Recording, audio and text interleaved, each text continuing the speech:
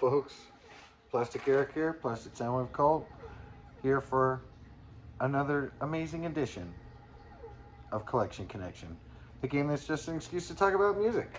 It's a game I play with my brother Bryce over on Good Show Ponsonby. Every Monday I show an album, he has a connection to it and shows an album on Thursday, and then I repeat it on Monday. And hopefully you can figure out what the connection is. So it seems like it's kind of random, but then there is a connection in there somewhere. Sometimes a little bit more esoteric than others, but in the last video, Team Chance here.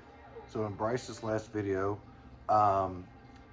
he had connected Robbie Robertson to the Coors live in Dublin through two songs on the album that feature Bono on vocals. And of course, Murdock from Murdock's Music Minute got the correct answer. Thanks again for participating there, Murdock. I always enjoy it when you guess. And please go check out his videos on his channel. And with that, yeah, Bryce ended it with Robbie Robertson. An interesting connection that it's actually with the other album that's not the connection. But I think this is the first time that we've done stuff where these are both albums that I had in my original collection that got stolen out of storage years and years and years ago. Long time ago, I'm long over it. But I used to have both of these albums on vinyl, and I don't have one, and the one I'm going to show I only have on CD. But I do like that album. I need to get it again, see if I can find it on vinyl. I really do like Fallen Angel. That's a really good song on there. So let's find out what I connected to it.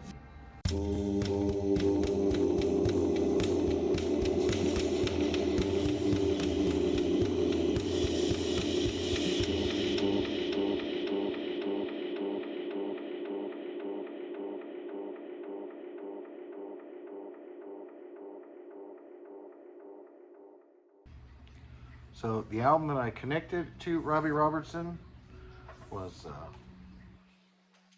AC/DC's Back in Black. And so, yeah, one of the best-selling albums of all time. I think if you're over like 40, you're fairly familiar with this album. I mean, how can you not be?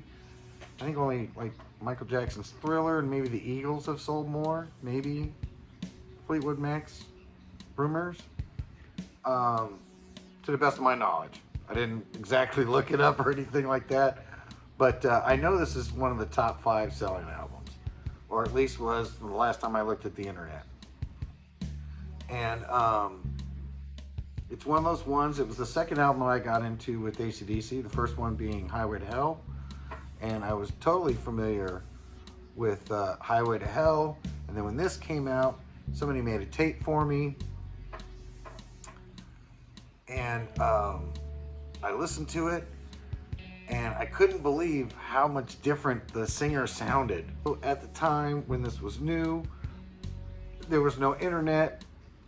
I'm just a little kid, and I just thought it was weird that the singer's style changed so much. It never occurred to me that it would be a completely different person.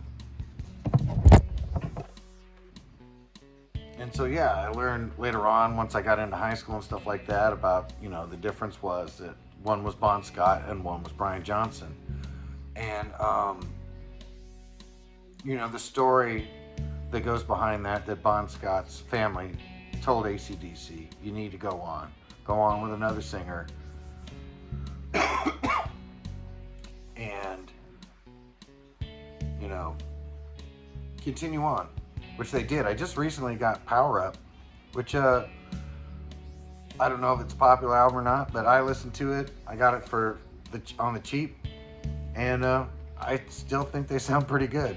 I was surprised, and of course that was an album that was dedicated to Malcolm, and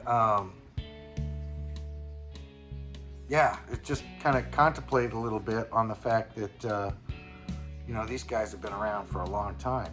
And this is kind of in the middle of their whole discography. To be honest, I don't have a ton of Brian Johnson's part of the band. I really, really like the Bon Scott part of the band. But this album was the one that really, really blew up for them. And I've always liked it since I was a kid, even though I was confused about it all. The thing I liked about this particular version that I got on CD was the fact that it was like how the album was when I had it when I was a kid, where it was the AC/DC with the white outline, and then just this was embossed on there. There's a couple different versions of what that looks like. I was always not into getting the CD because it was rare that a CD was ever embossed. And so when I saw this one day at Best Buy, I think it was, I had to pick it up. And I think it was on super cheap too. And Tim Tam really likes this album too for some reason. I think it's the black and white, the simple part of it. I don't know why she's into just those two colors.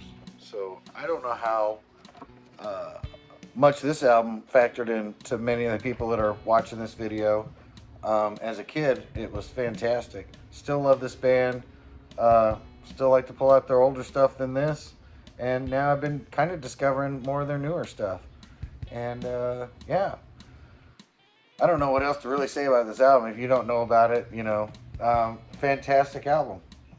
It will go down in history as, you know, people will know what it is right off the get-go. I think it'll still be used in movies from now until the end of time. But between this and Robbie Robertson, I don't know if you can really figure out